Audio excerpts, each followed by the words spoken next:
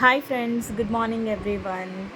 ఈరోజు ఒక mini vlog ఏంటంటే, ఈ తాతగారు వెజిటేబుల్స్ మా ఏరియాలోకి తీసుకొస్తూ ఉంటారనమాట. అయితే నాకు ఏజ్ వాళ్ళు ఏదైనా వర్క్ చేస్తే నాకు ఎందుకో కొంచెం బాధ అనిపిస్తుంది. అతన్ని అడిగాను అనమాట, ఏంటి తాత మీరు ఇంత ఈ ఏజ్లో కూడా వర్క్ చేస్తున్నారు అనేసి అంటే, నాకు ఇద్దరు పిల్లలమ్మ, పెద్ద అబ్బాయి హార్ట్ అటాక్ వచ్చి చనిపోయాడు, నాకు ఒక పాప ఉంది.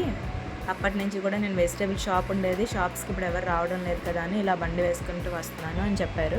చాలా ఫ్రెష్ వెజిటేబుల్స్ తెస్తారు. మనం అన్నీ కూడా ఇతని దగ్గర నేను వెజిటేబుల్స్ అన్నీ తీసుకుంటున్నాను.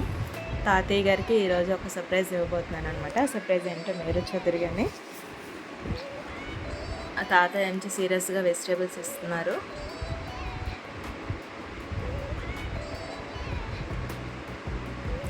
ఆ వెజిటేబుల్స్ అన్నీ కూడా మనం తీసుకుంటున్నాం. చాలా మంచి వ్యక్తి అనమాట. చిరాకు పడ్డం అలా చేయడు, ఎవరికైనా సరే ఓపిక్గా అమ్ముతూ ఉంటాడనమాట వెజిటేబుల్స్.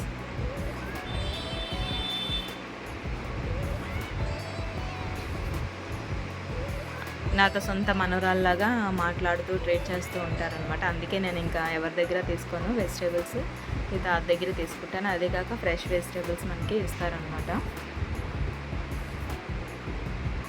అన్నీ చెప్తారు, ఇది తీసుకోమ్మా అది తీసుకోమ్మా అంటూ బాగా సజెస్ట్ చేస్తారు. తీసుకుంటూ ఉంటాను అనమాట ఇతని దగ్గర.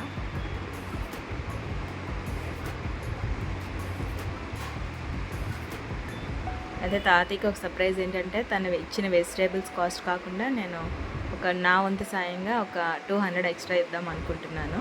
ఎందుకంటే తాత నార్మల్గా ఎక్స్ట్రా డబ్బులు ఏమి తీసుకోరు, కానీ ఈరోజు నాకు ఎందుకో అలా ఇవ్వాలి అనిపించింది తాతకి. ఎప్పటి నుంచి అనుకున్నాను, ఈరోజు ఎలాగైనా సరే ఎక్స్ట్రా అమౌంట్ ఇద్దాము అని చెప్పేసి ఇంకా వెజిటేబుల్స్ అన్నీ కూడా తీసుకుంటున్నాను.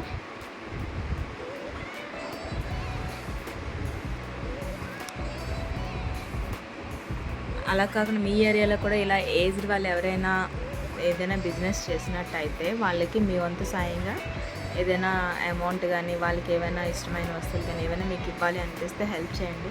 అది చాలా మంచిది కూడా, మనం ఒకరికి హెల్ప్ చేయడం అనేది.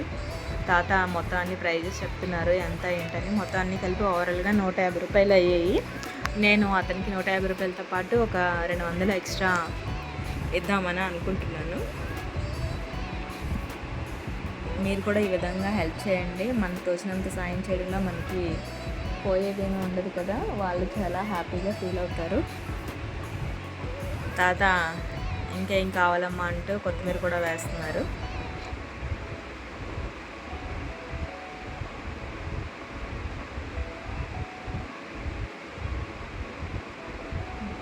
మొత్తం వెజిటేబుల్స్ తీసుకున్నాను కదా.